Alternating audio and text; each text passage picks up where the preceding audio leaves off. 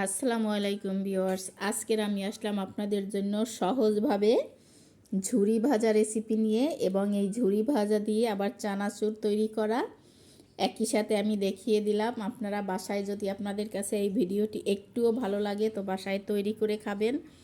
ভালো লাগলে একটা লাইক করবেন, কমেন্ট করবেন, সবার সাথে শেয়ার করবেন। আমার চ্যানেলটি এখনও যারা সাবস্ক্রাইব করেন নাই তারা সাবস্ক্রাইব করে দিবেন নিত্য নতুন সহজ সহজ ভিডিও পাওয়ার জন্য। এখানে আমি কিছুটা ছোট্ট ছোট্ট আলু সেদ্ধ করে নিয়েছি। আর আলুগুলো আমি এরকমের একটা ব্লেন্ডার জারে দিয়ে দিচ্ছি।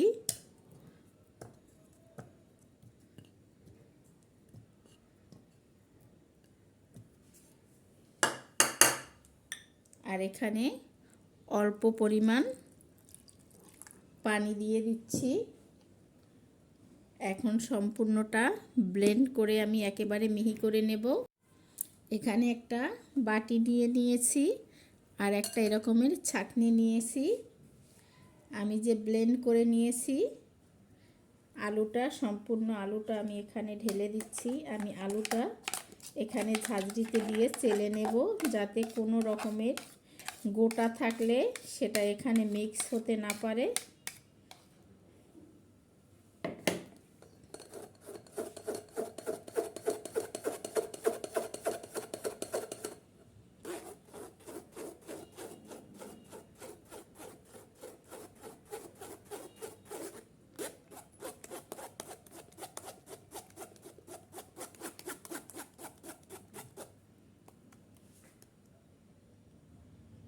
এই যে দেখেন, এইভাবে আমি সম্পূর্ণটা চেলে নিচ্ছি।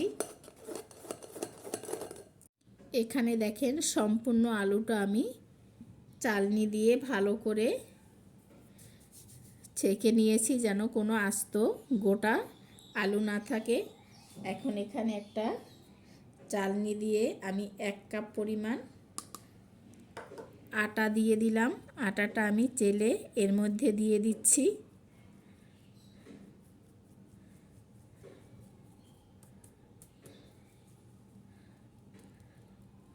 সবটা চেলে দেওয়ার চেষ্টা করবেন। এখানে আমি 1 কাপ আতপ চালের শুকনো চালের গুঁড়োটা দিয়ে দিচ্ছি।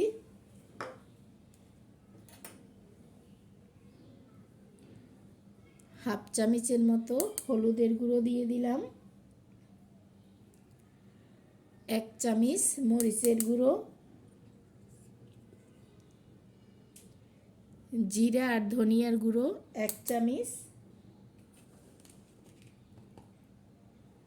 1 চামচ লবণ। সবটা আমি একত্রে এখানে চেলে দিচ্ছি।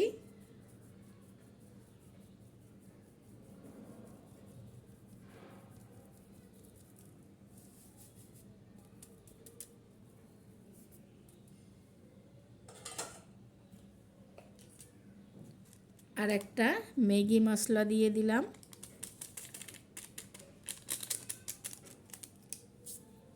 এখন এটা আমি হাত দিয়ে ভালো করে মেখে নেব। এখানে কিন্তু আমার পানি দিতে হবে আরও অনেকটা। এখানে আমি নর্মাল পানিটা দিয়ে আমি অল্প অল্প করে দিয়ে আমি সম্পূর্ণটা মেখে নিচ্ছি।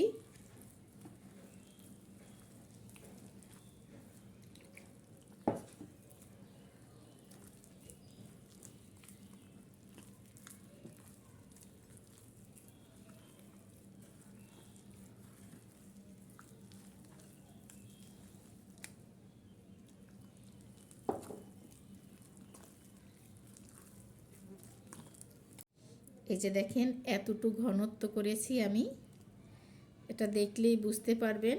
আর এটা ভালো করে আমি একটু হাত দিয়ে ফেটিয়ে নিচ্ছি।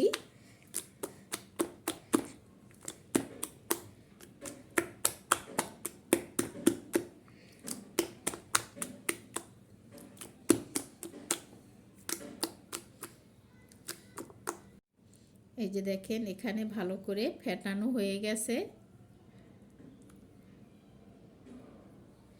আর এখন এখন এখানে আমি একটা এরকমের পানির বোতল নিয়ে নিয়েছি, আর পানির বোতলের মুখটা আমি ভালো করে এরকমের বড় একটা সুই গরম করে অসংখ্য ছিদ্র করে নিয়েছি। এখন এই ব্যাটারটা আমি এখানে বোতলের ভিতর ভরে নেব। এখানে দেখেন সম্পূর্ণ আমি বোতলে ভরে নিয়েছি। এখন এটা আমি চুলার কাছে যাব ভেজে নেওয়ার জন্য। এখানে একটা প্যানে আমি তেল দিয়ে দিয়েছি, তেলটা গরম হয়ে গেছে। আর এখন আমি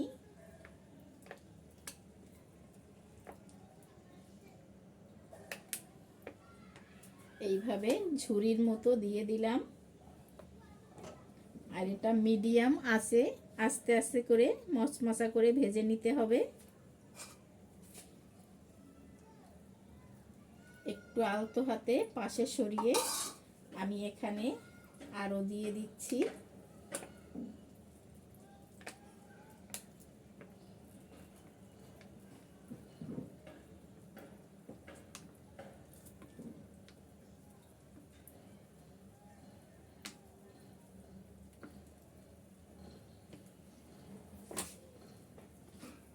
আপনারা বড় ছোট যে রকমের খুশি তৈরি করতে পারেন।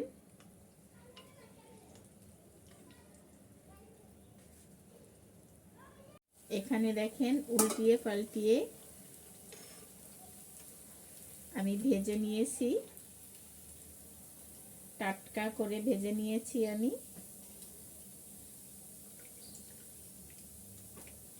আর এই একইভাবে আমি সবগুলো ভেজে নিচ্ছি।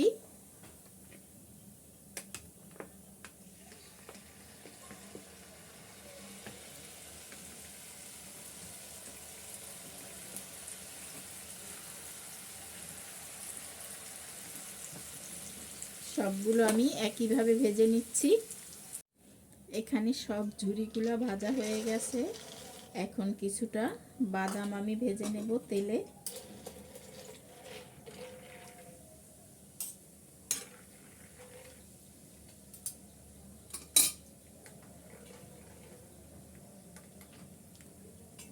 এখানে বাদামগুলো ভাজা হয়ে গেছে, আমি তেল ঝরিয়ে সব বাদামগুলো উঠিয়ে নিচ্ছি। এখানে দেখেন ঝুরি ভাজাগুলো আমার পারফেক্টভাবে হয়ে গেছে, দেখতে অসাধারণ, খেতেও খুবই ভালো লাগে। আপনারা বাসায় তৈরি করে দেখবেন, খেতে অসাধারণ লাগে। একটা আমি একটু ভেঙে দেখাচ্ছি, দেখেন কতটা কুড়মুড়ে হয়েছে।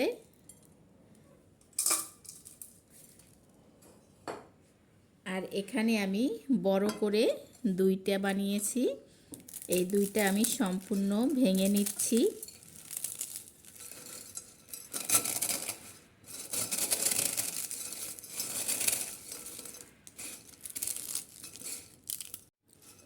এখানে দেখেন ঝুরি ভাজাগুলো আমি ভেঙে নিয়েছি।